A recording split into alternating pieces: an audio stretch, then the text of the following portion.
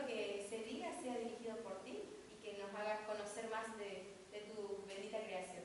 Gracias por todo lo que nos regales, en el nombre de Jesús. Amén.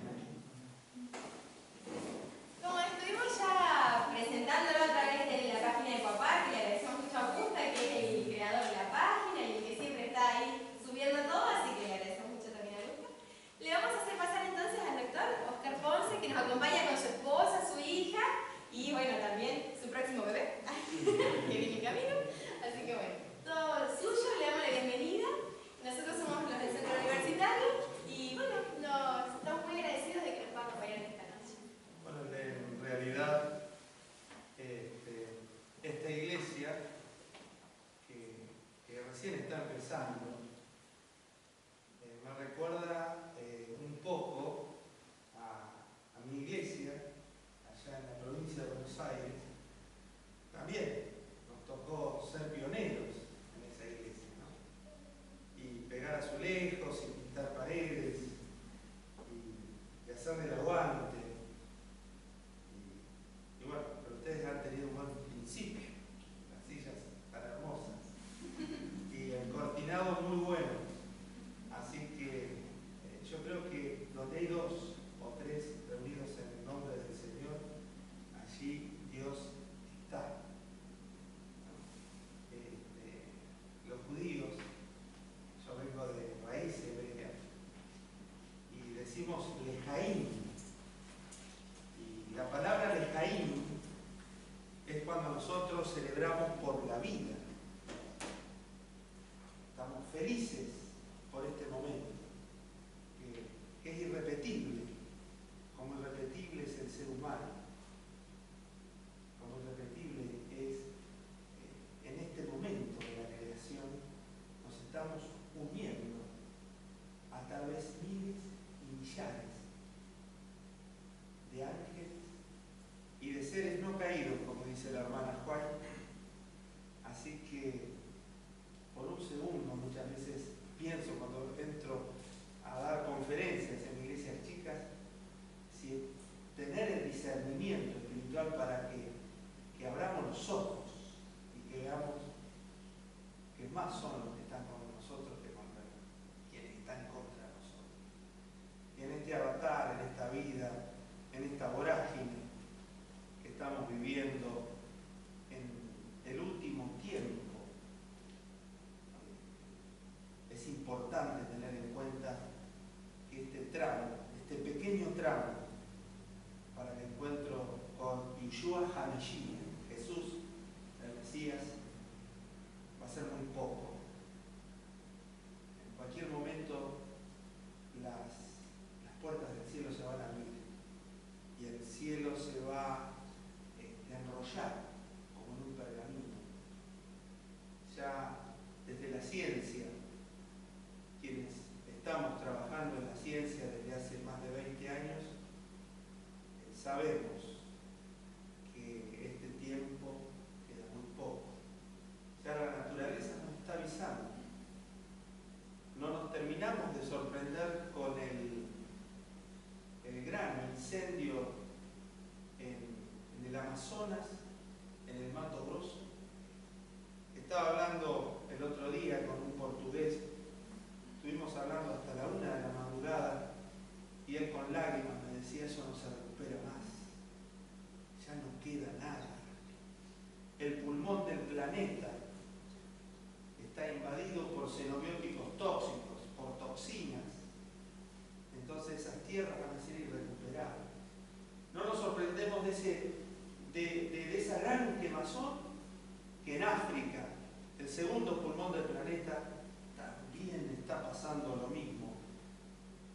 Y por qué no ver el estrago de las islas del huracán que acaba de desolar una isla completa, ¿no? Y que en vez de bajar su categoría,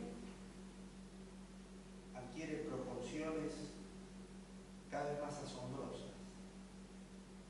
La naturaleza gime con dolores de parto, dice la hermana Juan.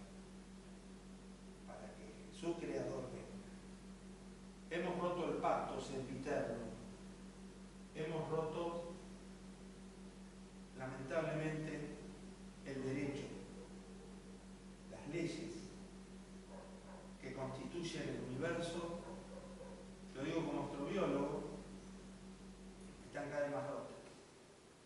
El círculo de Van Allen que recubre la Tierra está perdiendo su fuerza, su magnetismo. Y por eso estamos teniendo estos problemas. La Luna está teniendo un problema también. Se está acercando a la Tierra. Entonces, señores, la NASA está ocultando muchas cosas. Yo he estado con científicos en la NASA, he estado hablando con más de uno de ellos cuando estuve viviendo ahí en los Estados Unidos, haciendo uno de mis últimos libros sobre si hay vida inteligente fuera del sistema solar. Estuve trabajando con el grupo SETI y el grupo de Carl Sagan, y precisamente nos decía el astronauta Gordon, nos planteaba allá lejos, allá por la década del 90, nos estaban diciendo que esto se iba a ver.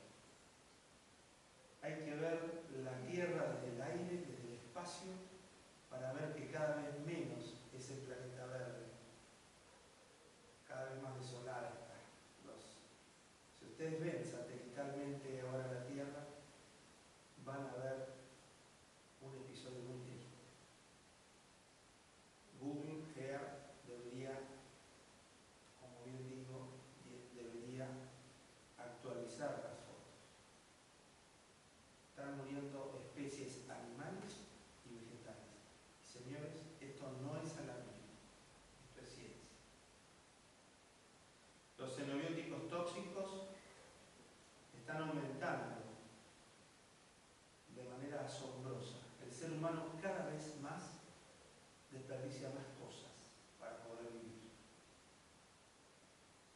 Ya las políticas de Estado, antes de esta charla, me hablaba uno de ustedes hablando de qué pasa con el gobierno. No generan políticas de bioremediación, que son generar políticas sustentables para que esta cuestión al menos frenara. Pero sabemos, quienes esperamos cielo nuevo y tierra nueva, que la ambición desmedida del hombre, el egoísmo que tiene la criatura humana, está adquiriendo proporciones nuevas.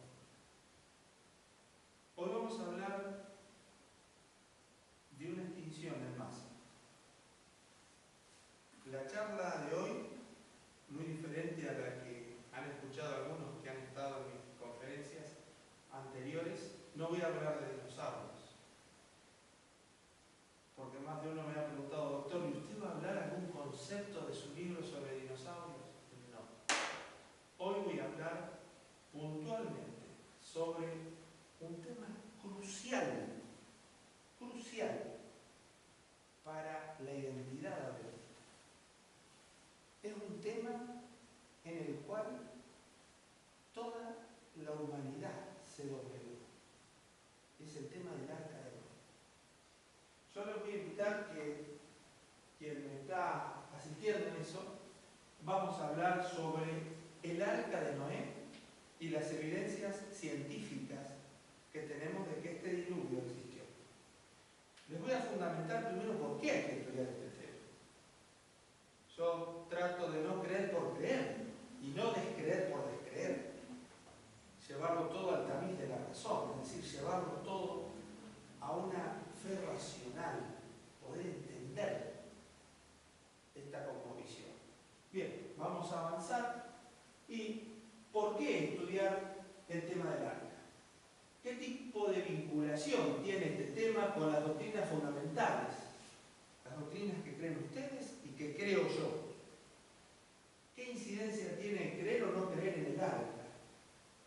¿Verdad? ¿Cuál es el significado del arca, de su nombre? El diseño del arca. Vamos a estudiar en cierta medida cuáles fueron los materiales de construcción, las medidas del arca, cuán grande era, cómo se construyó, qué características tenían que tener aquellos animales que entraron al arca.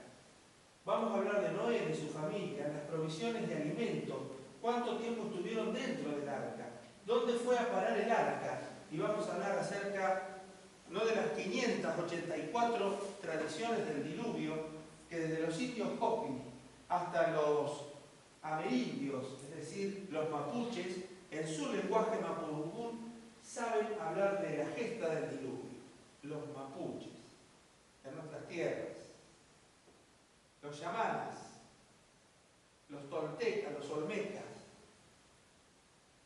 todas esas culturas han hablado del diluvio universal. No tenemos que irnos al centro de Europa para poder hablar de esta cuestión. En todos lados está improntado el tema del arca. Vamos a seguir. ¿Por qué hablar del tema? Porque iba a ser un tema en tensión en el tiempo del fin. La Biblia dice, y estamos viviendo en el cumplimiento de una profecía. Porque en 2 de Pedro capítulo 3, le invito a que me acompañen con su Biblia, dice, del versículo 3 al 7, dice, sabiendo primero esto, que en los postreros días vendrán burladores, andando según sus propias concupiscencias, y diciendo, ¿dónde está la promesa de su advenimiento? Porque desde el día en que los padres durmieron, todas las cosas permanecen así, como desde el principio de la creación. Estos ignoran voluntariamente que en el tiempo antiguo fueron hechos por la palabra de Dios los cielos y también la tierra, que proviene del agua y por el agua subsiste, por lo cual el mundo de entonces pereció anegado en agua, pero los cielos y la tierra que existen ahora están reservados por la misma palabra, guardados para el fuego en el día del juicio y de la perdición de los hombres impíos. ¿Cuántas doctrinas hay en ese texto de solamente 2 versículos? Bueno, vamos a analizarlo más brevemente, vamos a hacer una exégesis. Vamos a pedirle al texto que nos informe, bajo el concepto de la sola escritura, vamos a pedirle al texto que nos informe cuántas doctrinas están involucradas. En los postreros días iban a venir burladores. ¿Y qué iban a decir esos burladores? ¿Dónde está la promesa de su advenimiento? ¿Qué doctrina ataca? La venida de Cristo. ¿Por qué hay que estudiar este tema? Pero fíjense que está dentro de un contexto eso. ¿Dónde está la promesa del advenimiento? Porque desde el día en que nuestros padres durmieron, todas las cosas permanecen así. Ahí hay una teoría científica que se llama actualismo. El concepto del actualismo científico, que es la base de la teoría de la evolución. Los hechos del presente el pasado es la clave para interpretar el presente. Y están diciendo eso, ¿dónde está la promesa de su advenimiento? Porque de aquellos días las cosas siguen igual, el statu quo. ¿Qué va a pasar? Estos alarmistas andan hablando de la segunda venida de Cristo. ¿Qué va a pasar eso? Nunca pasó. Pero eso está relacionado con algo, con la ignorancia voluntaria. Es decir, que viendo evidencias no lo consideran pruebas. Viendo las evidencias las van a negar. Pero eso dice que en el tiempo antiguo fueron hechos por la palabra de Dios los cielos. Otro tema en tensión ahí. ¿Qué tema en tensión ahí?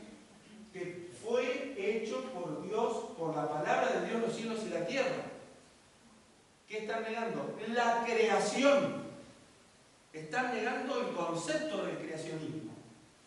Y también que proviene del agua y por el agua subsiste, por lo cual el mundo de entonces pereció abnegado en agua. Ahí está el diluvio bíblico. ¿Qué quiere decir? Que la gente de estos tiempos, porque dice, sabiendo que en los postreros días, o sea, la gente del tiempo del fin, por lo menos iba a negar 3 cosas.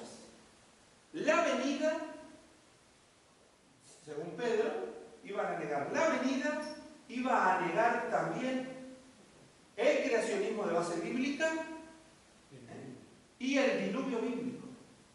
Por eso tenemos que estudiar el tema del arca. Porque es la base, porque, ¿saben qué? En la Biblia no hay parcelas de inspiración y revelación. Toda la Escritura fue dada por Dios y útil para enseñar, para redarguir, para instruir en justicia. ¿Recuerdan ese texto que muchas veces lo predicamos cuando damos estudios bíblicos? Toda Escritura es inspirada por Dios. No hay parcelas de inspiración ni de revelación. Toda ella es inspirada. O la aceptas como un todo o no la aceptas. ¿Verdad? Segunda de Pedro, vamos a seguir. Y a mí me llena de ánimo el poder haber investigado este tema, porque, señores, hermanos, hermanas, me autoriza a investigar este tema nuestro Señor Jesús. Miren lo que dice Jesús. Mas como en los días de Noé, así será la venida del Hijo del Hombre. O sea, yo tengo que estudiar qué pasó en los días de Noé, qué pasó en la gesta del diluvio, para poder interpretar y releer qué va a pasar en el tiempo del fin, en nuestros días. Porque Jesús me lo está diciendo. Ya no me lo está diciendo Heróstenes de Alejandría, ni Catón el Viejo, ni Aristóteles, ni Sócrates. Me lo está diciendo Jesús, en quien yo creo. Y Él dio verazmente el punto clave. ¿Para qué? Para que creamos en el diluvio. Porque en los días antes del diluvio estaban comiendo y bebiendo, casándose, dándose en casamiento, hasta el día en que Noé entró en el arca y no entendieron, hasta que vino el diluvio y se lo llevó a todos. Así será también la venida del Hijo del Hombre. Fíjense, eso está en Mateo capítulo 24. Quienes estudiamos la Biblia, estudiamos que Mateo capítulo 24 es un relato pormenorizado de los eventos finales. Es el pequeño apocalipsis dentro de los evangelios. Pero también Lucas me informa, como fue en los días de Noé, así será también en los días del Hijo del Hombre. O sea, señores, creo que quedó ya la base y el fundamento como para que este tema que vamos a ver esta noche le demos importancia. ¿Quién nos dice? Jesús nos está pidiendo que analicemos este tema de Noé, porque así va a ser la venida de Él. O sea, hay un hilo de conducción entre el Antiguo Testamento y el Nuevo Testamento. Hay un hilo de conducción. ¿Y por qué digo esta cuestión? Porque he debatido últimamente en algunos fueros con los de la alta crítica católica. Ellos hablan de un hiato de no revelación. Ellos dicen, hay una revelación en el Antiguo Testamento, no hubo revelación en el medio y después viene la revelación del Nuevo Testamento. Entonces quieren cortar la Biblia en dos partes. No sé si se han sorprendido porque en el catecismo, si ustedes prestan atención, les dan el Nuevo Testamento. Solamente el Nuevo Testamento. Por ese criterio. Por ese criterio. Solamente el Nuevo Testamento, porque ellos dicen, no, el pasado no. Esta historia del diluvio nos hace una unión, una unidad entre el Antiguo Testamento y el Nuevo Testamento. Está enlazado por dos historias. La primera historia es el arca de Noé, el diluvio. Y la segunda historia es el libro del profeta Daniel, que tiene su correlato, como todos sabemos, con el libro del Apocalipsis, que fue escrito en el año 96 al 100 en la isla de Pasmo por el apóstol San Juan. Entonces, vamos a seguir. El arca de Noé y las doctrinas. Vamos, sigamos.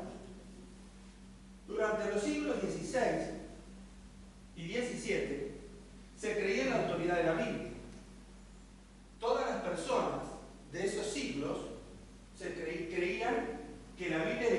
incuestionable.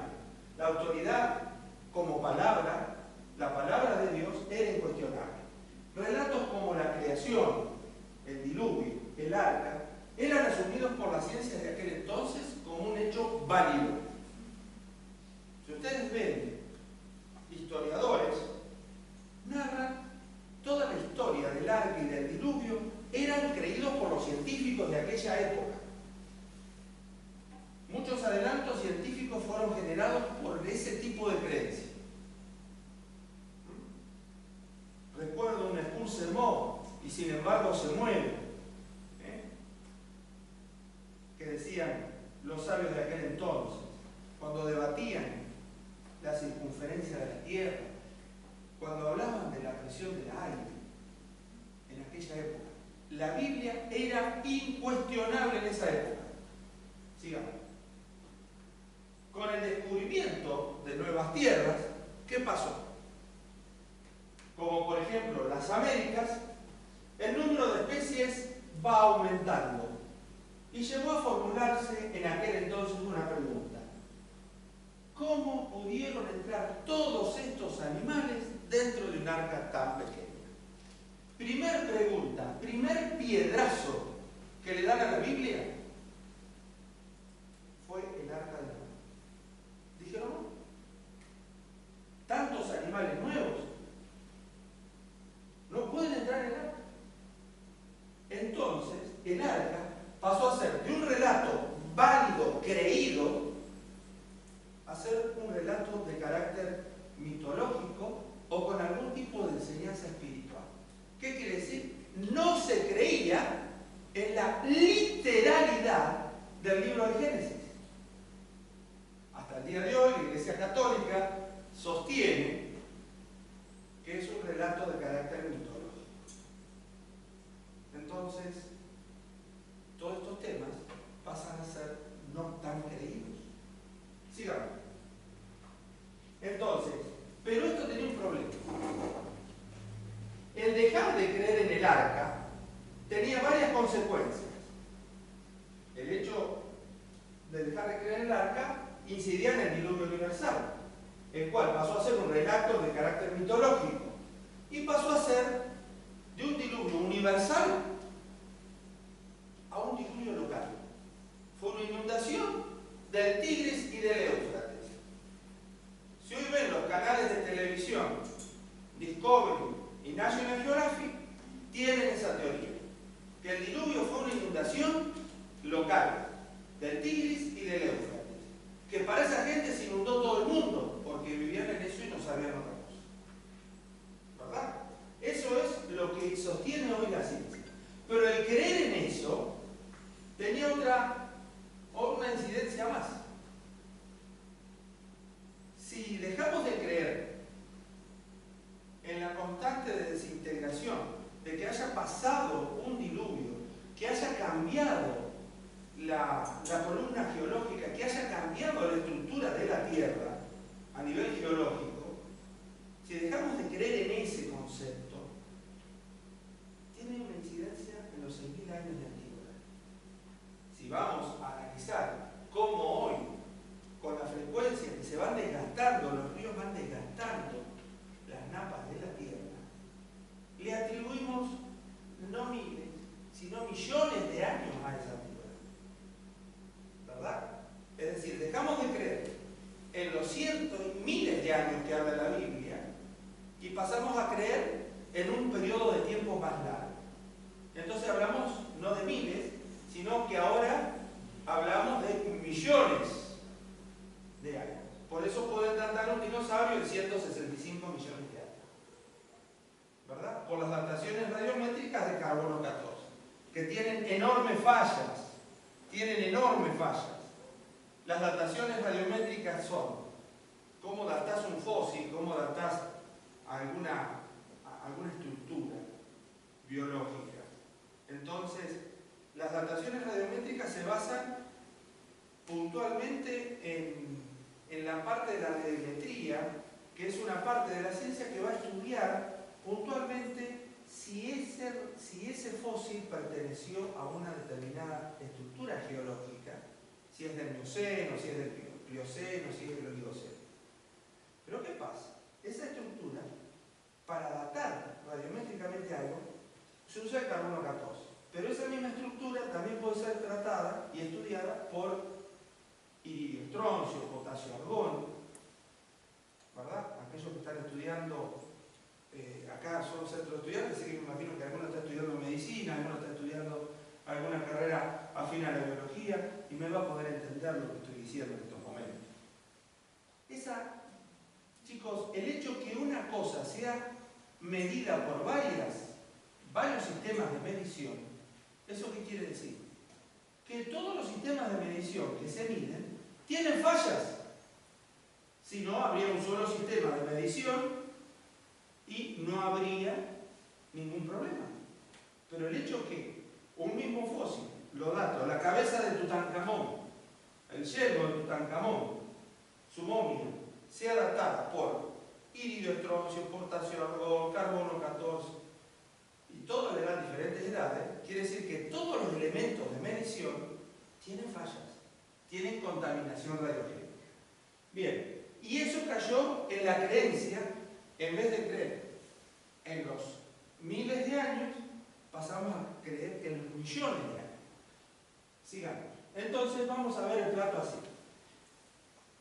La estrategia de reemplazar las doctrinas. ¿Cómo cayó? Y fíjense en cómo incide el sacar dos capítulos de la Biblia. Génesis capítulo 6 y Génesis capítulo 7, que es la gesta del diluvio. Sacamos dos capítulos, nada más, de la Biblia. Apenas 40 y tantos versículos. Pero miren, el dejar de creer en el arca de Noé incide en la creencia en el diluvio. La creencia en el diluvio, como acabamos de decir, incide en los 6.000 años de antigüedad de la Tierra. Ahora, dejar de creer en los 6.000 años de antigüedad de la Tierra, dejamos de creer en la autoridad de la Biblia. Pues la Biblia que me está relatando. Ahora, dejamos de creer en la autoridad de la Biblia y dejamos de creer en la autoridad de Dios como creador. Porque todo eso pasó a ser un cuentito, lo de Adán y Eva, pasó a ser un cuentito lo de la manzana, pasó a ser un cuentito de carácter mitológico, todos los primeros capítulos de la Biblia.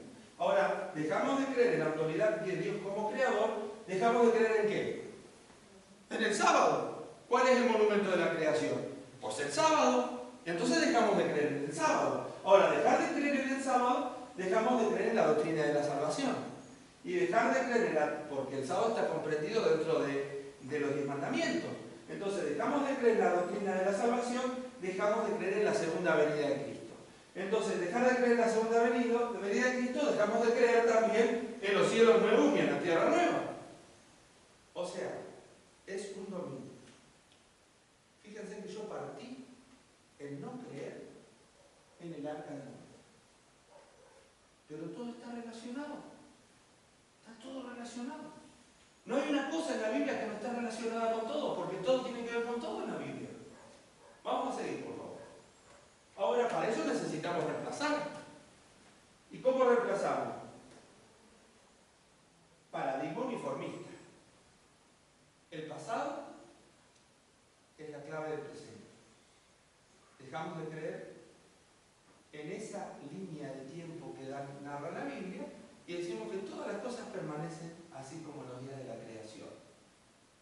Y eso me suena a lo que la profecía que se cumple, segunda de Pedro. Ahora, el paradigma uniformista, ¿qué necesita la teoría de la evolución? Tiempo. Y eso lo da la teoría del uniformismo. Necesita millones y millones de años para que se dé la teoría de la evolución.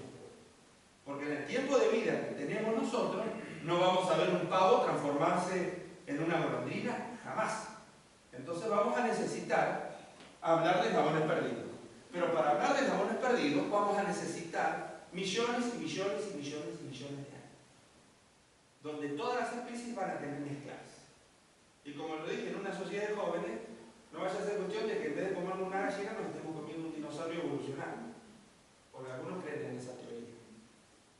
Ahora, esta teoría de la evolución tiene una creencia en los paradigmas del positivismo. Ya la Biblia pasó a ser obsoleta. Somos positivistas, creemos en la autoridad de la ciencia. Tal es así que para venderme una pasta dental, ¿quién aparece? Aparece el señor de guardapolvo diciéndome que me va a limpiar las caries esa tal pasta dental. Y ese es en el ámbito cientificista, incrédulo y ateo que estamos metidos hoy. ¿Y ahora qué pasa? Ya no necesitamos a Dios, señores. Dios ha muerto, dijo un científico. Y en su casa se derrumbó y se hicieron las sociedades bíblicas de Inglaterra. ¿Sabían eso ustedes, no? Vamos a seguir. Entonces, las doctrinas bíblicas versus el paradigma científico. ¿Qué es un paradigma? Un paradigma, de acuerdo a la epistemología, es un decir de verdad de cada época. Lo que antes se aceptaba como verdad, hoy no se acepta como verdad. Y también pasa con el tema de los paradigmas. Doctrinas bíblicas, creacionismo. ¿Qué presenta el paradigma contrario? El evolucionismo. ¿Qué presentamos nosotros? La catástrofe, el catastrofismo bíblico, el diluvio. ¿Qué presenta el paradigma? El actualismo. ¿Qué dice la Biblia? Restauración, cielos nuevos y tierra nueva. ¿Y qué dice el paradigma científico? No hay vestigios de un principio ni perspectivas de un final. ¿Quién lo dijo? Stephen Hawking, aquel científico que murió el año pasado, que estaba en silla de ruedas y hablando por un conmutador. Él dijo, señores, no hay vestigio de un principio ni perspectivas de un final. No sabemos cómo empezó todo y no sabemos cómo va a terminar todo. No hay vestigio de un principio ni perspectivas de un final. Dejamos la Biblia de lado totalmente en esta época. ¿Vieron? ¿Y dejamos de creer en qué? En el arca. Dejamos de creer en el arca, pero estaba todo tan relacionado. Hay hilos de oro que tejen las historias de la Biblia. Sigamos, por favor. Bien, tal vez el tema crucial y de mayor tensión en el relato del diluvio sea el concepto del carácter de Dios. ¿Por qué? Porque sería una broma de mal gusto o una ironía de Dios tener a Noé tantísimo tiempo, no sabemos, la Biblia no nos narra cuánto tiempo estuvo Noé haciendo el arca, si el diluvio solo fuera una inundación del Tigris y del Éufrates. Sencillamente le podría haber dicho, como lo ha hecho en otro momento, le podría haber dicho a Noé, Noé, tenés que irte a otro lugar. Si te vas a otro lugar, porque esto lo voy a destruir. Jesús, Dios, ¿no lo ha dicho en otro momento? Sin lugar a dudas. Por ejemplo, Sodoma y Gomorra. Sodoma y Gomorra, ¿qué le dijo? Vete de aquí, de tu parentela, porque este lugar va a ser destruido. O sea que una cuestión del tema del diluvio, que es un diluvio universal, y lo voy a insistir porque más de una vez me han preguntado, ¿y usted el diluvio qué opina? ¿Es universal o es local? No, es universal, porque Dios no juega los dados con el hombre. Dios no jugó con Noé. ¿Se imagina que ese hombre tardó tantísimos años haciendo un arca conforme a las medidas que Dios le dio? Porque en realidad el arca no es de Noé, sino el arca es de Dios, porque Dios es el arquitecto, Noé solamente es el constructor, pero Dios es el arquitecto del arca. Entendamos eso, conforme a las medidas que yo te voy a mostrar, le dijo. Entonces, eso de las parcelas de revelación y de inspiración creo que está bien claro, y la universalidad del diluvio. Jesús se refirió al diluvio como un evento que involucra toda la humanidad. Porque Jesús dijo, como en los días de Noé, así será la venida del Hijo del Hombre. Entonces, si el diluvio fue local, la salvación de Jesús sería local. Y tenemos que la teoría del rapto de los evangélicos. En no entender este tema, tenemos la teoría del rapto. Agarró, sacó, seleccionó gente y ahí está. Eso fue la segunda venida. ¿Se dan cuenta? Por no creer en un diluvio universal. Vamos. Un modelo poco serio sería alternativo. Juan Pablo II dijo que la teoría de Darwin es más que una teoría y que la Iglesia debería aceptar. Hoy por hoy la Iglesia Católica está aceptando el evolucionismo teísta. Es decir, una mezcla para no quedar ni mal con Dios ni mal con el diablo. Esa sería el evolucionismo teísta. Pero hay un científico, Gardner Simpson, junto con otro científico, que es Stephen Bow, que dijo y que elaboró una teoría que se llama el saltacionismo filogenético, que las especies van saltando de filo en filo. No hay entre una especie y otra aquellos seres medianos, ¿no?, que van evolucionando. No hay. El registro fósil no apoya eso. Se habla de eslabones perdidos, cosa que yo me opongo a ese concepto de eslabones perdidos. ¿Y por qué me opongo al concepto de eslabones perdidos? Porque el concepto de eslabones perdidos tiene algo que ver con una cosa, que existieron. Yo digo que no son eslabones perdidos, son eslabones inexistentes. ¿Están? Bien, vamos a seguir. Reconstrucción de los hechos. Vamos a reconstruir los hechos. Es sorprendente con la insistencia que aparece el término todo en el relato del diluvio. Fíjense en esos capítulos, esos versículos más. Son 2 capítulos. Y miró Dios la tierra y aquí que estaba corrompida, porque toda carne había corrompido su camino sobre la tierra. Dijo pues Dios a Noé: he decidido el final de todo ser, porque la tierra está llena de violencia a causa de eso. Y aquí que yo lo destruiré con la tierra. Y aquí que yo traigo un diluvio de agua sobre la tierra para destruir a toda carne, en que haya espíritu de vida debajo del cielo.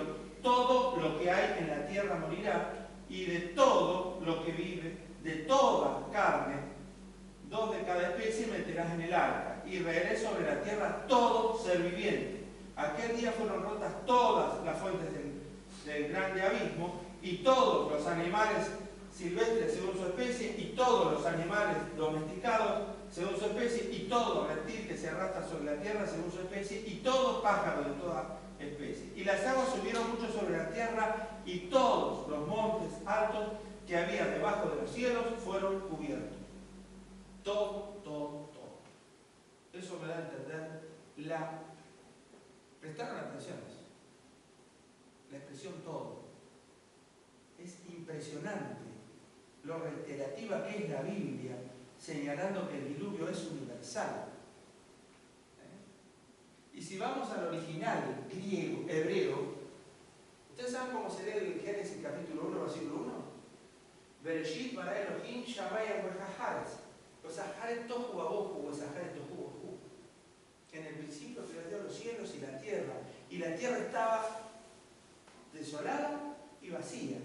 Tohu babohu. El término tohu babohu aparece en esta parte del relato como que Dios hizo, en el diluvio hizo al revés que lo hizo en la creación.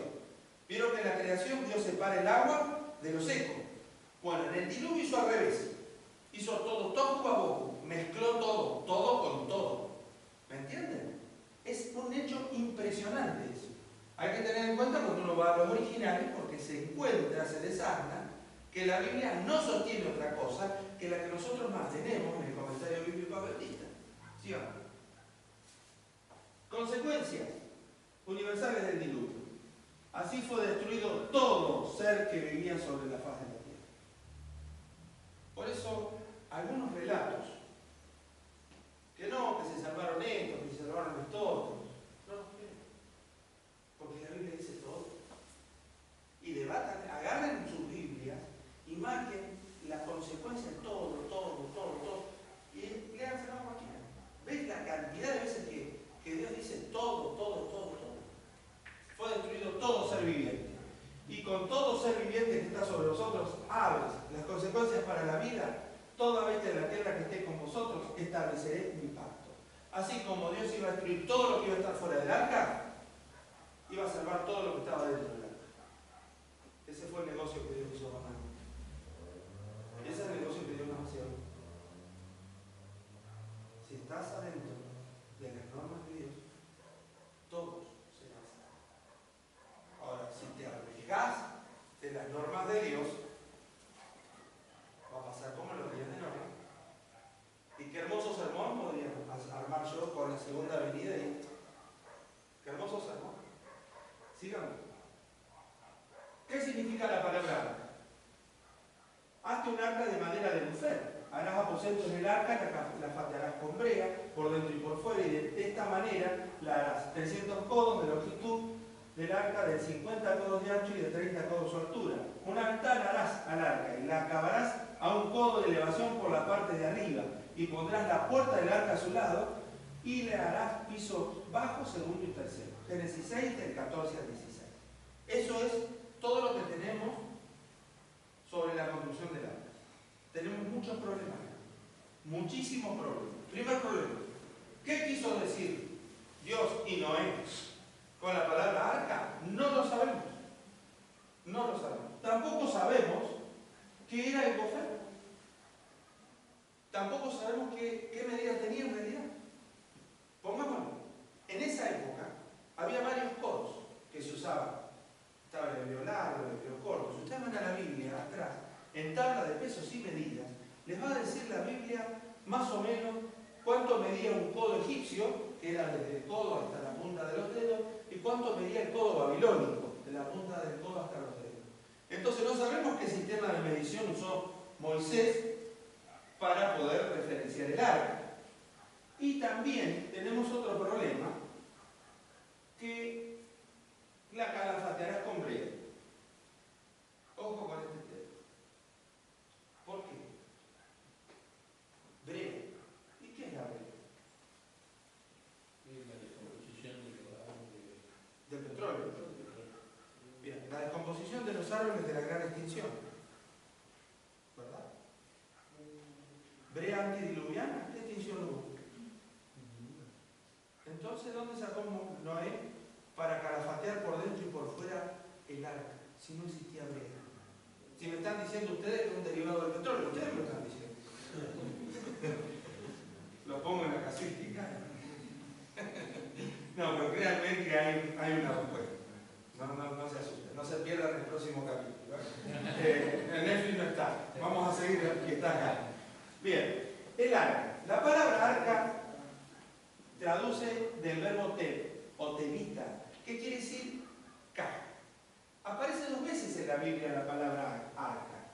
Quiere decir, está relacionado con una casa flotante, construida para conservar la vida de algunas personas. 2 veces aparece en la Biblia la palabra arca o te, y una está relacionada con la salvación de Moisés en la cajita de juncos, que con mucho cariño preparó la mamá para que fuera a ser criado por la hija del faraón. Esa cajita, esa cajilla de juncos era el arca. Ahí aparece la palabra arca por primera vez por segunda vez en la Biblia. Y después tenemos la suerte que la palabra te o tevita aparece en el relato del diluvio.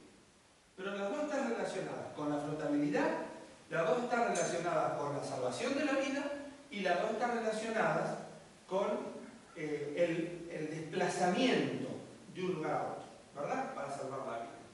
Sigamos.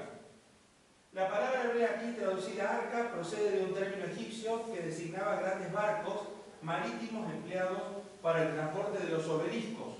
Ustedes saben que los egipcios, Nilo abajo, transportaban esas grandes moles de piedra de granito colorado, ¿no? Y también barcas usadas en procesiones para llevar estatuas sagradas en el Nilo. Bien, eso lo dice el comentario bíblico adventista. Quien lo tenga, busque el tomo 1, y ahí lo va a encontrar. La palabra arca teba solo se usa en los escritos de Moisés. No aparece en otra parte de la Biblia. Así que no sabemos qué quiso decir Moisés con la palabra arca. Así que hay algunos diseños del arca. La hermana Joy nos acorta un poquito la distancia y dice de que el arca era, para que ustedes se imaginen, lástima no traje, yo tengo un arca tallada de madera para mostrarles, ¿no? Pero más o menos dice que era un barco con una casa arriba. Así lo describe Patriarcas y Profetas de la hermana Juan. Habla de que el arca tenía esa forma. Vamos a seguir. Hazte un arca, teba, una palabra que se usa solamente para referirse a una embarcación. Ya lo habíamos visto, vamos a seguir, porque el tiempo está jugando ya. Bueno, sigamos, más o menos. Era pues, dice Enciclopedia Bíblica, como un cofre rectangular, no apto para navegar. Y fíjense que el primer punto lo tenemos ahí. La hermana Juan dice que no era apta para navegar. ¿Por qué? Si vemos a la Biblia, dice, y flotaba el arca. No tenía timón. Flotaba. Estaba diseñada para flotar, no para navegar. ¿Eso qué nos muestra? También que el diluvio va a ser universal. ¿A dónde iba a ir? El hecho que no sea un barco con timón quiere decir que no iba a llegar a tierra firme, que todo iba a estar. ¿Se dan cuenta del relato, lo perfecto que es el relato de Génesis 6 y 7? También en ese detalle dice que el arca estaba hecha para flotar, no para navegar. ¿Por qué? Porque el diluvio iba a ser universal. ¿Dónde iba a ir? Sigamos. Era de 20.000 toneladas. Dios dio a Noé las dimensiones exactas del arca y explícitas instrucciones acerca de todos los detalles de su construcción. La sabiduría humana no podría haber ideado una estructura de tanta solidez y durabilidad. Dios fue el diseñador y Noé el maestro constructor. Se construyó como el casco de un barco para que pudiese flotar en el agua, pero en ciertos aspectos se parecía más a una casa. Tenía 3 pisos con una sola puerta en un costado. La luz entraba por la parte superior y las distintas secciones estaban arregladas de tal manera que todos recibirían luz. Era un diseño perfecto. ¿Por qué nadie podía imaginárselo? Porque solamente Dios iba a saber lo que iba a venir a la tierra, lo que Él iba a desatar. Sigamos. Materiales de construcción. Primer problema, madera de gofer. ¿Qué planta era esa? Biológicamente hoy no sabemos qué planta es. Siga. Construye un arca de madera resinosa. Yo he estado investigando algunas versiones, por ejemplo la versión que os habla hoy, la Torre Gamá, la nueva versión internacional, donde ahí empiezan los traductores de la Biblia, empiezan a jugar un poco con el término arca, madera de gofer. Algunos dicen que era madera resinosa, otros dicen que era maderas bien cepilladas, sigamos. Otros dicen que era madera de cedros. Otros hablan, nuestra versión, la Reina Valera, dice que era de madera de gofer. Bien, ¿qué era la madera del arca? Sigamos. Ahí también, sigamos, por favor. ¿Qué especie de árbol era el gofer? En la construcción, dice la hermana White, se empleó madera de ciprés. Y ahí me resume el punto. ¿Por qué el ciprés? Es resinoso. Porque es totalmente resinoso. El ciprés tiene una característica. Si ustedes ven las cumbres, las altas cumbres de, por ejemplo, Noruega, Suecia, Estocolmo, si ustedes van a los Apeninos, a los Alpes suizos, van a ver el ciprés. ¿Cuánto tiempo están bajo agua esas coníferas? Eternamente. Están en las montañas, eternamente nevadas, y viven acá. Quiere decir que iban a ser totalmente resistentes ¿a qué? A la humedad y al agua. Entonces Dios hace el arca de madera de ciprés para que resista por lo menos un año. ¿Cuánto tiempo duró el diluvio? Un año. ¿Por qué? Porque no entra de 600 años y sale de 601 años. ¿Por qué un año? Pensemos un poco. Inicia el diluvio en primavera y termina el diluvio en primavera para que Dios, lleno de amor y misericordia, aquellos animales salieran del arca y encontraran pastura. ¿Se dan cuenta que Dios no hace las cosas al azar? Dios no larga una tormentita y que se pare cuando se le venga en gana. Dios hace las cosas con toda sabiduría. Dios inicia un diluvio en primavera y termina un diluvio en primavera para que cuando salieran los animales del arca tuvieran pastura y para que los hombres cultivaran la tierra con un poder germinador enorme. Sigamos. Descripción, árboles de porte, bueno, hay el nombre taxonómico, se llama Taxodium distichum, el ciprés, y ese es el nombre científico del ciprés. Y ahí está hablando un poquito las características del ciprés, que puede vivir en zonas pantanosas, como habíamos referenciado.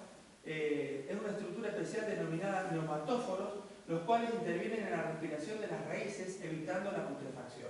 Los neumatófagos, que están dentro del cáñon suberógeno, dentro del xilema y el floema vegetal, se encuentra el cáñon suberógeno. Ahí hay suberinas o corcho. Esa suberina y ese corcho de esas células están adaptadas para llevar oxígeno a todo el árbol para que no se pudra. Impresionante lo que dije Dios. Lo mejor de lo mejor. Sigamos. Ahora, con el tema de la brea. Habíamos debatido al principio que cómo puede ser brea antidiluviana. Pero ¿saben qué? Los vikingos usaban una brea que se obtenía, la brea blanca, que la usaban en los barcos los vikingos para calafatear, así como Dios le ordenó a Noé, para calafatear por dentro y por fuera la brea blanca que es proveniente de la vilo. Se generaba a través de la destilación seca de la madera, entonces podía impermeabilizar el barco. Porque, por ejemplo, los vikingos sabían que no usaban clavos.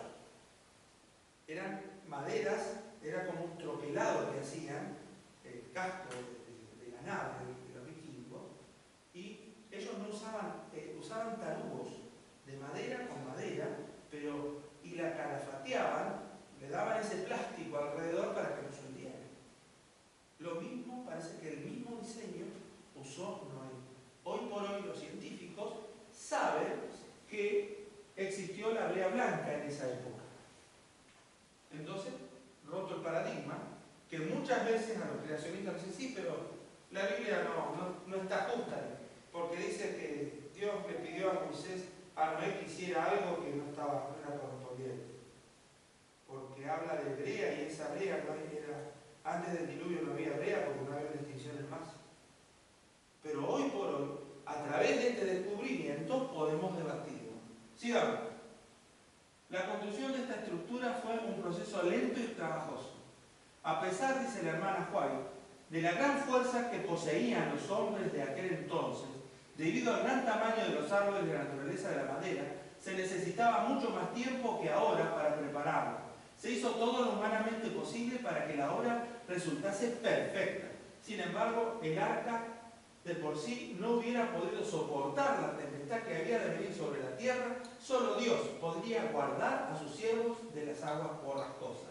Por la fe Noé, habiendo recibido respuestas de cosas que aún no se veían, con temor aparejó el arca en que sus casas se salvasen, por la cual fe condenó al mundo y fue hecho heredero de la justicia que es por la fe. Todo lo que poseía Noé lo invirtió en el arca. Cada martillazo dado en la construcción del arca era un testimonio para la gente. Qué parecidos somos nosotros. Noé estaba predicando algo que no había pasado nunca. Nosotros estamos predicando algo que todavía no ha pasado, la segunda venida de Cristo. Igual. ¿Se dan cuenta por qué tenemos que estudiar el arca? ¿Se desanimó? La gente se burlaba, se le reía. Danzaban todo, hasta que vino el diluvio, dice Jesús, y los llevó a todos. Sigamos. Bien, el gran problema del tamaño del arca, el codo babilónico, según la Biblia, tiene 48 centímetros, el codo egipcio corto tiene 49, el codo egipcio largo tiene 51, el codo hebreo largo tiene 51 y el codo hebreo corto tiene 43,3. Yo he tratado, el libro que más serio conozco es del doctor John Wyckoff y Henry Morris, que se llama El diluvio del Génesis Flood. Medidas del arca. La longitud fue de 300 codos. Si vamos a usar un codo medio, para que no crean los evolucionistas que usamos el más grande para que no entren más animales, porque así son, ¿verdad? Tenemos 133 metros de longitud, y tenemos una altura de 13 metros con 3. El volumen total en cúbicos serían 39.000 metros cuadrados. Cúbicos, perdón. El peso total sería 13.960 toneladas. Sigamos. Cuando dice 13 metros con 3.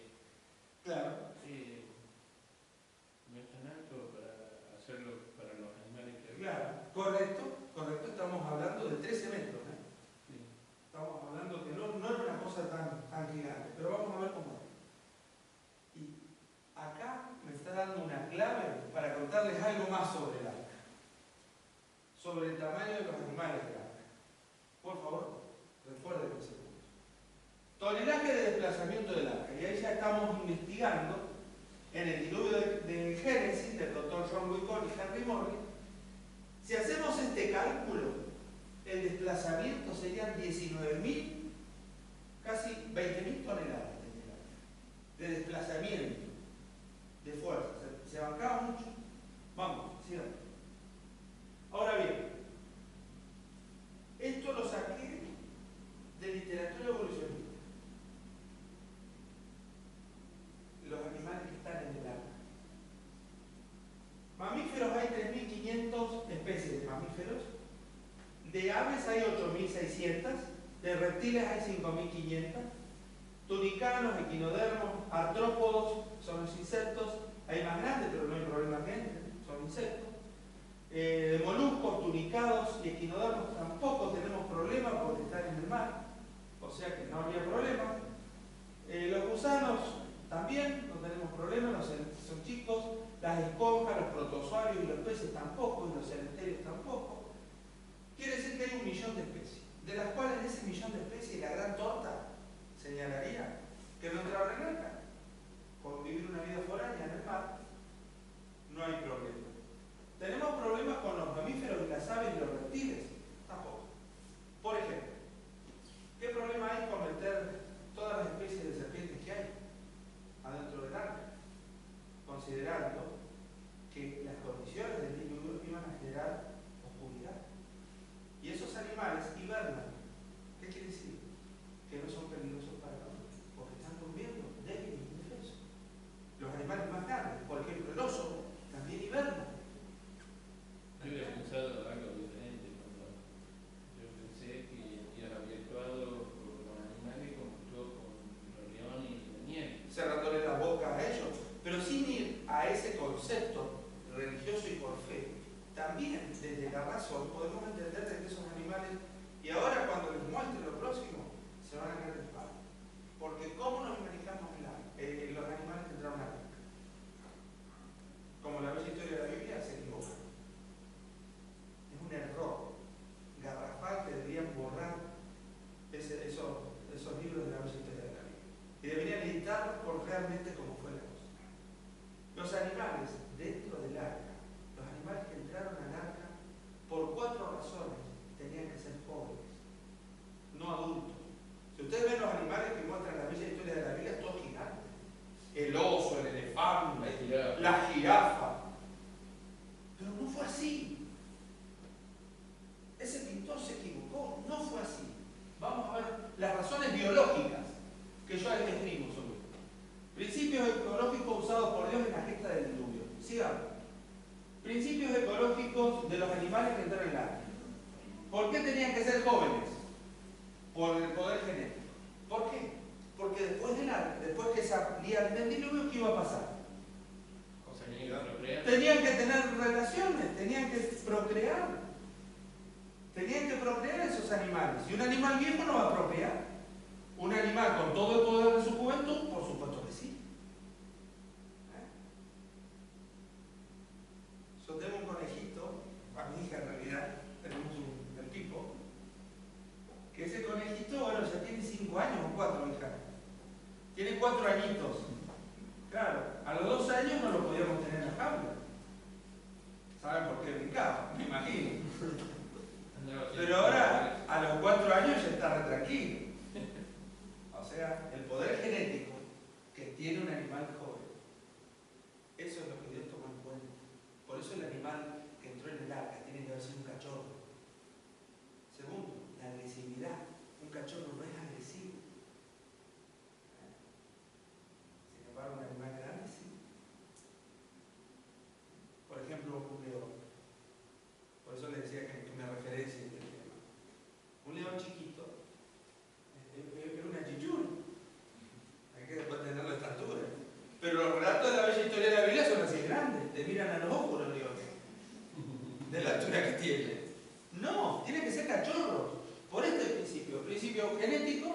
El racionamiento. Un animal chico come mucho menos que un animal grande. Y las 7 parejas de animales. Exactamente. Entonces quiere decir que iban a ser chiquitos. Muchos iban a ser jóvenes. El espacio. En este lugar podrían entrar animales chicos. Ahora un animal grande, ¿no? Ya sería. Y otro tema, la desperdicio y los fluidos corporales. O sea, la materia fecal. Lo que orinaban. Un cachorro orina menos que un adulto. Esos son los 4 principios que yo sostengo como científico, que por eso yo creo que los animales que entraron al arca fueron cachorros. Y que me lo debatan. Que me lo debatan. Pero es razón. Si no, entramos en el misticismo, y cuando entramos en el misticismo nos agarran los racionalistas, los evolucionistas y dicen, ¡ah, ja, ja! Mirá vos. ¿Me entienden? Fe y razón que apoyen nuestra creencia en el creacionismo. Díganme si no es así. Eso se lo diría, eso no se lo cuestiona ningún biólogo le va a cuestionar esa cuestión. Sigamos. Los animales que por su naturaleza son más peligrosos, al hombre generalmente hibernan, como por ejemplo, de ellos citaremos a los reptiles y a los osos. Sigamos. Y este otro tema que estoy investigando. Las migraciones. ¿Serían posibles las migraciones el recuerdo de aquella gente? ¿Saben que científicamente no se sabe por qué los animales migran? Las pingüinos, que es precisamente con esa idea, ¿no? O el salmón. El salmón. De repoblar la tierra. Porque ahí tenemos un concepto. Tenemos problemas para explicar cómo Dios creó todo. Mucho mayor problema vamos a tener cuando hablamos precisamente de la repoblación de la tierra. Tenemos que justificar a los creacionistas cómo llegaron los animales a América. No solamente cómo llegó el hombre, sino cómo llegaron las especies vegetales y las especies animales. Después del diluvio. Porque recordemos, somos hijos de Adán y Eva, pero también de Noé y de su familia. Acá todos somos descendientes de Noé y de su familia, por eso todos somos hermanos. Yo no sabía tantos hermanos lindos que yo tengo. Vamos, sigamos. Destino final del arca. Ese es un gran tema. Por ejemplo, desconocemos el lugar exacto donde se posó el arca. Según la Biblia nos dice que su destino final fue y reposó el arca en el mes séptimo a los 17 días del mes sobre los montes de Arán. Stop. La revista National Geographic, allá por el año 2000, hace un video junto con la BBC de Londres. Hacen un video mostrando aquí está el arca, en el monte Urartu, que es el Arán. Y muestran el pico de la montaña. Error. Pero doctor, usted sabe más que la geográfica. Lo que yo estoy diciendo es que hay cuestiones lógicas. ¿Por qué? Porque la Biblia dice sobre los montes de Arán. Usa un plural. Los montes de Arán. Si ustedes van al hebreo original, dice Har Haradat. Sobre los montes de Arán. Har Haradat. Quiere decir que si hablamos de una región, la Biblia habla de una región, y se posó el arca sobre los montes de Ararat. O sea, en esa región, no sobre una montaña que se llama Ararat, sino sobre esa región, la región de Urartu, la región de Ararat. ¿Y por qué no está en la punta de la montaña? Imagínense una jirafa. La presión osmótica del cerebro se mueve, no baja al llano. Hubiera habido grandes problemas con que se bajaran esos animales de esa altura. Que dicho sea de paso, está helado todo el año. Si ustedes van a la zona de Armenia, de Ararat, está helado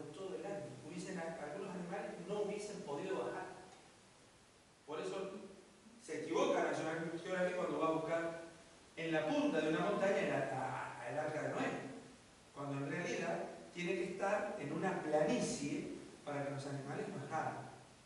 ¿Me entienden la lógica, verdad? Entonces hay un error ahí de procedimiento y un error de pesquisa teológica. La Biblia me señala sobre los montes de Ararat. Da una región, no da un lugar. ¿Por qué? ¿Dónde fue a parar el arca? No lo sabemos.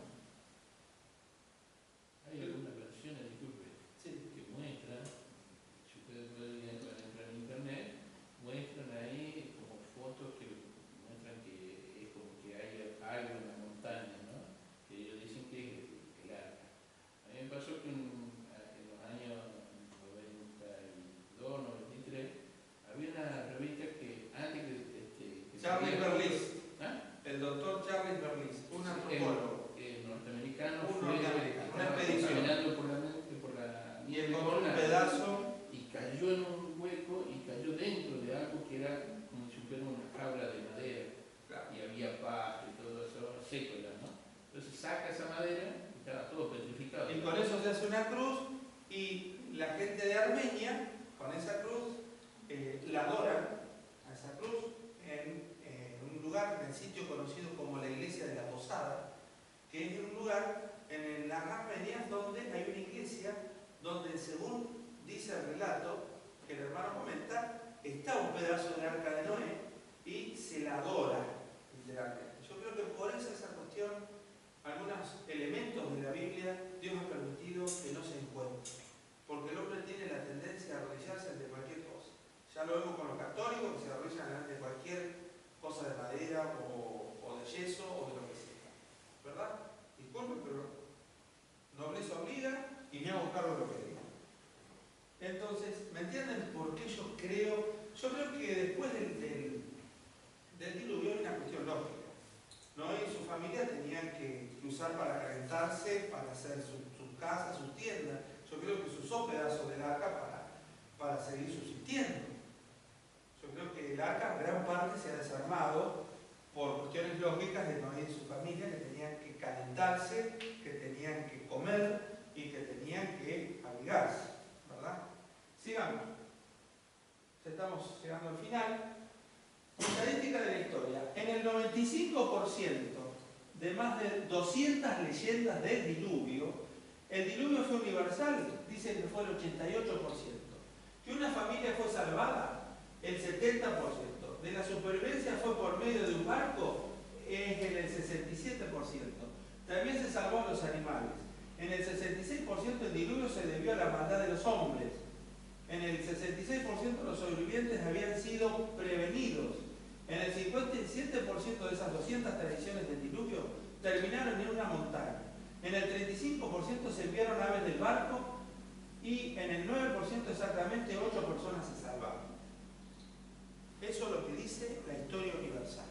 Es decir, si ustedes creían que el relato del diluvio estaba solamente en la Biblia, se equivocan. El primer relato más antiguo que se encuentra es la epopeya de Gilgamesh, la más parecida a la narración bíblica, que fue hecha en la antigua Babilonia. ¿Sí? Está hecho en tablillas cuneiformes. Bien, sigamos. Evidencias paleontológicas del diluvio, y a eso es el manjar que yo me gusta comer, porque como paleontólogo me gusta porque he desenterrado más de un animal extinto con mis manos. Así que bueno.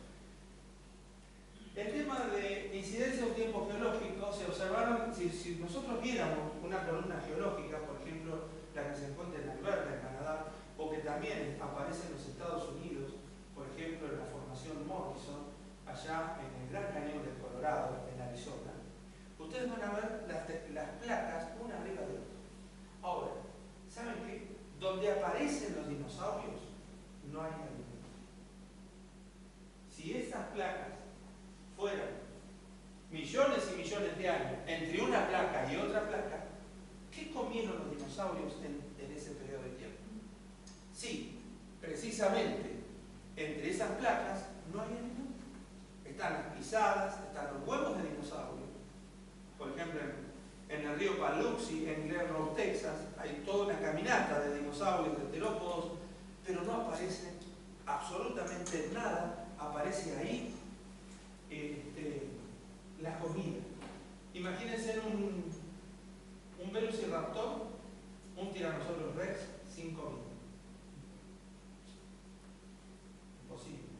Y si viéramos un diplodocus, que es un animal que mide 25 metros de largo,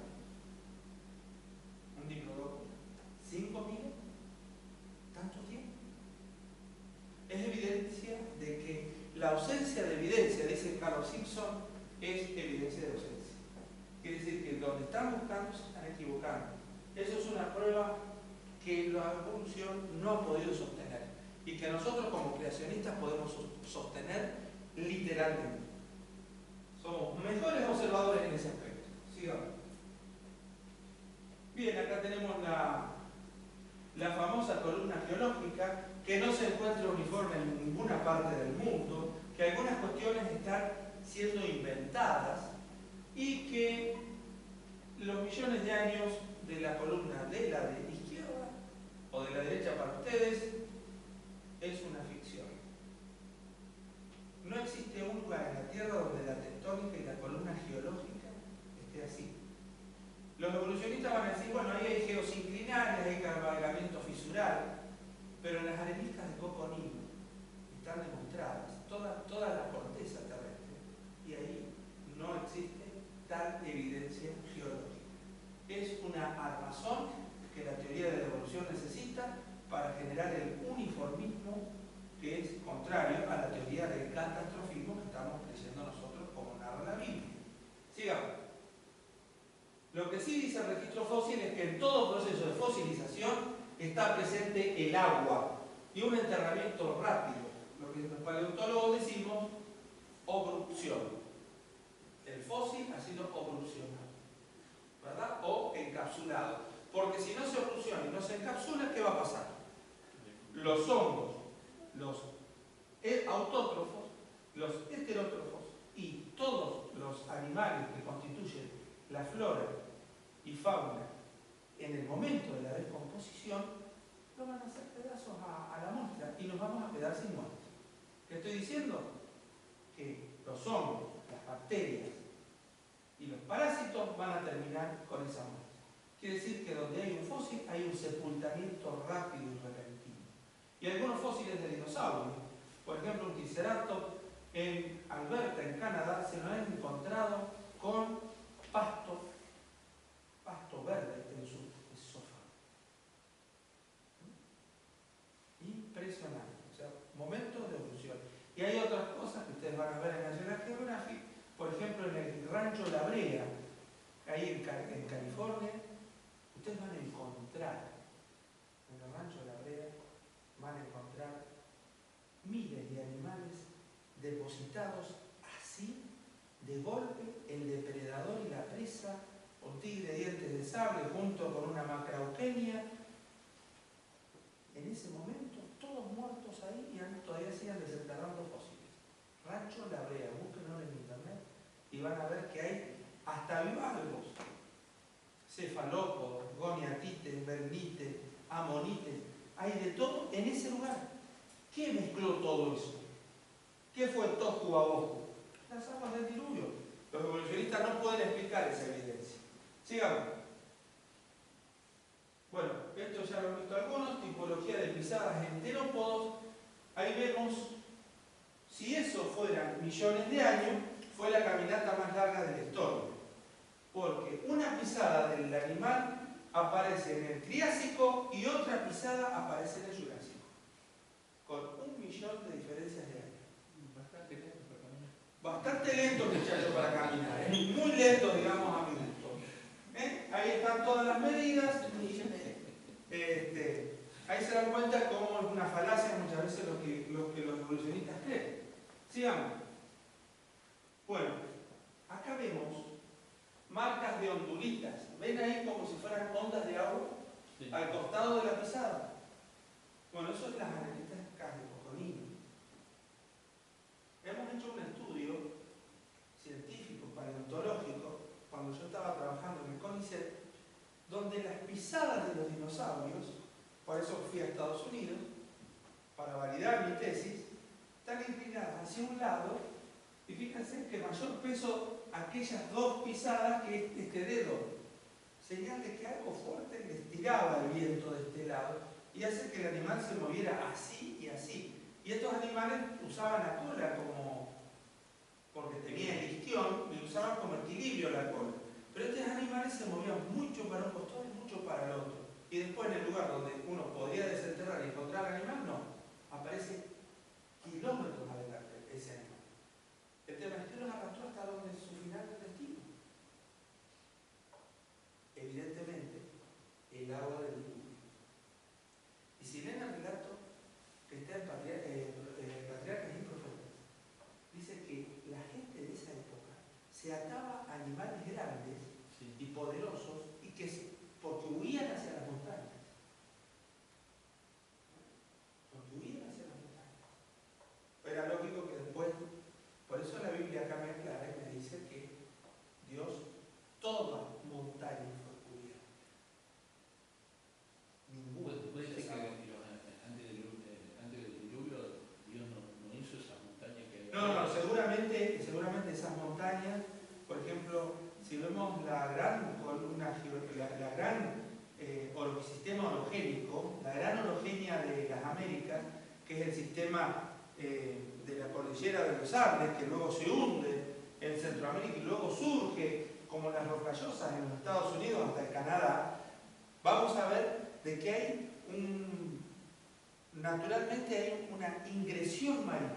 Y ahí me surge otra postura. El 75% de los continentes está cubierto por sedimentos marinos.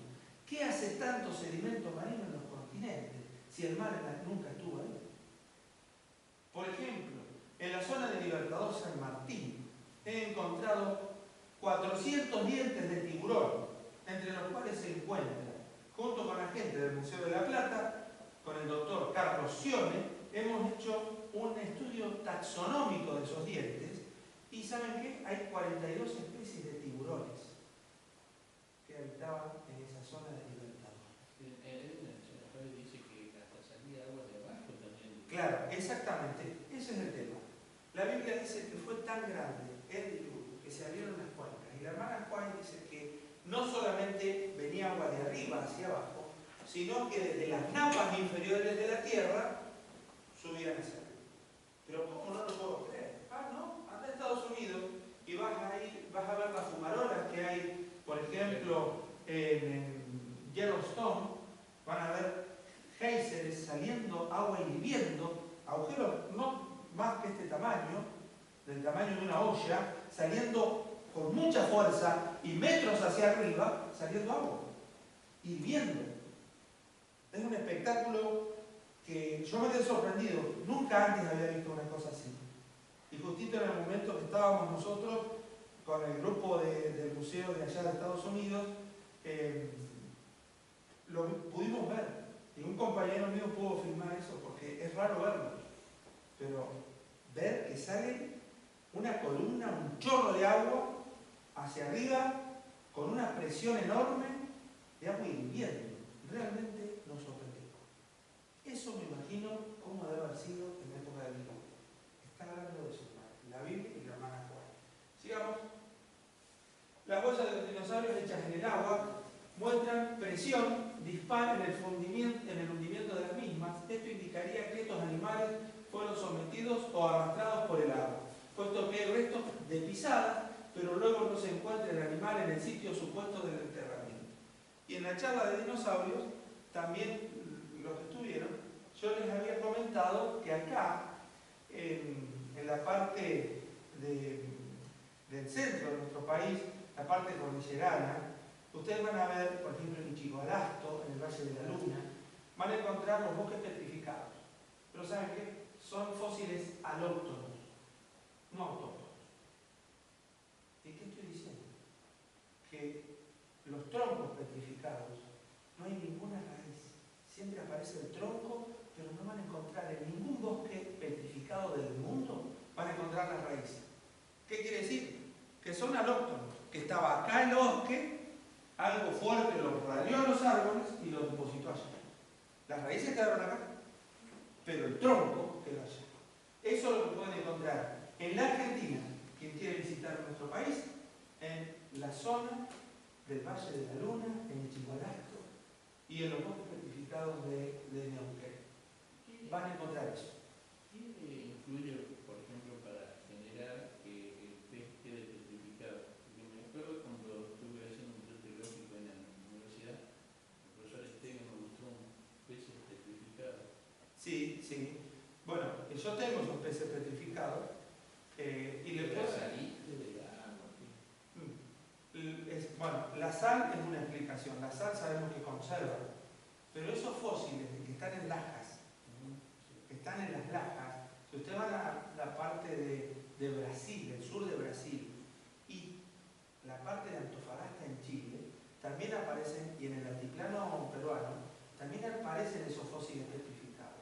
Quiere decir que quedan adentro de arena y quedan petrificados. La misma arena con la sal, genera un licuado que hace que el animal, ustedes cortan la laja y van a ver el animal perfecto.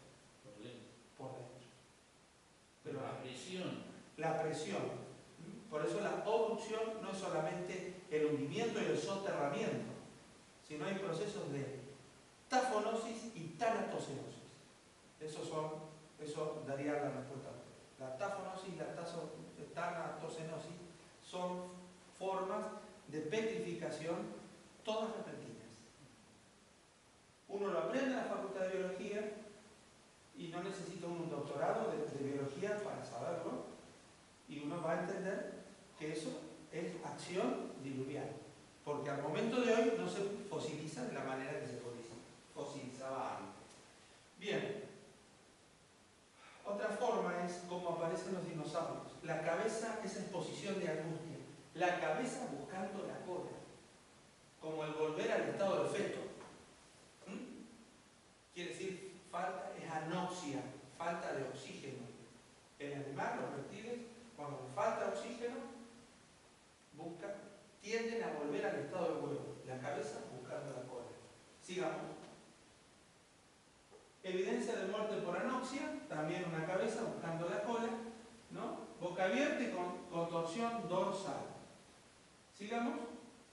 Y ahí tenemos más que claro, ¿no? Creo que es un coleophysis, por el isquion que acabo de ver, es un coleophysis polaris. Pero todo esto es una parte. Usted en Libertador San Martín, quien va para la parte del río, de la parte del Puente Negro, en esa zona hemos encontrado, cuando estaba a cargo acá con el CONICET, estaba haciendo un curso de ictiopatología y recursos pesqueros, o sea, enfermedades de animales de agua dulce, ictiopatologías. Estábamos estudiando y pude ver bivalvos cerrados, petrificados. Pero el bivalvo cerrado, petrificado, quiere decir que el animal está dentro, ¿no?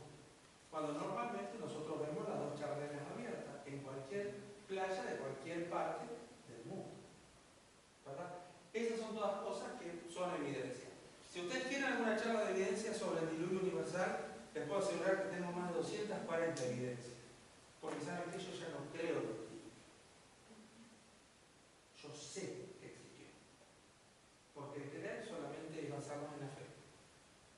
Saber es basarnos en la fe, más las evidencias que puedo ver y tocar. Es un hecho real. Y como los cielos nuevos en la tierra nueva, así será la venida de nuestro Señor, para que los cielos nuevos en la tierra nueva podamos ver y preguntarle a los autores, a los protagonistas, a Noé y su familia, poder preguntarle cómo fue esa gente. Yo creo que Dios nos va a dar esa posibilidad a quienes tantos años llevamos investigando la ciencia y tratando de convalidar la ciencia. Que Dios les bendiga. No pierdan nunca la esperanza bienaventurada en la manifestación gloriosa de nuestro gran Dios y Salvador Jesucristo. Es todo. Gracias. Quien quiera hacer alguna pregunta, si no, estamos pasadísimos de hora. ¿Alguna pregunta? ¿O entendieron todo o no entendieron todo?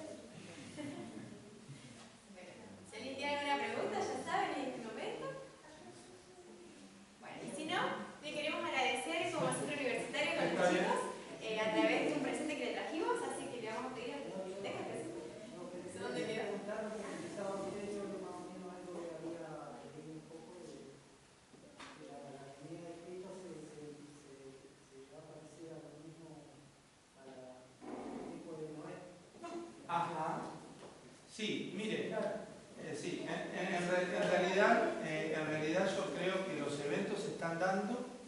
Fíjese lo loco que está el mar. Ahora hay unos geosinclinales bastante delicados en los cayos de California, en la parte de la Florida, en los Estados Unidos, en el conocido Triángulo de las Bermudas. Están habiendo emanaciones de magma terrestre, cosas que hacen un recalentamiento, y eso es lo que está generando de que los huracanes se aparezcan de golpe. Bueno, yo creo que algunos vestigios de esa cuestión estamos teniendo, y realmente, bueno, estamos viviendo. Estas señales se tenían que dar. En Mateo 24, por favor, no lo olviden. Mateo 24 es el sermón profético de Jesús. No hay nada mejor que eso para explicar esta época. Sí, bueno.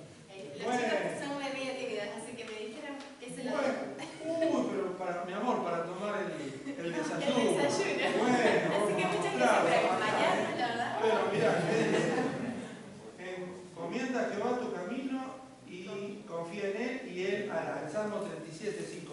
Muy bien, y acá lo he visto ustedes. Qué grande, conozco todo, ¿eh? Lo vamos a tener presente todas las mañanas. Todas las mañanas. Para que no se olvide de nosotros. Para empezar, la oración y esto, ¿eh? Muchas gracias, realmente. Le voy a pedir a mi hija que lo guarde, ¿eh? Realmente, la otra vez estaban muy ricos. ¿Los bombones? No, sí, yo me gusta agacharlo porque siempre algún bombón, alguna cosita me regalan. La llave del auto nos queda medio lejos. La llave del auto, bueno, ahora lo cambiamos, ¿no? Diario para 2 personas. ¿Eh? El día que Cancún para 3 En que Cancún para 3 personas. 3 y un a bordo, ¿saben de qué? Yo quiero comentar que, bueno, mi esposa, agradezco a mi señora que ella ha estado, mi esposa está embarazada. Estamos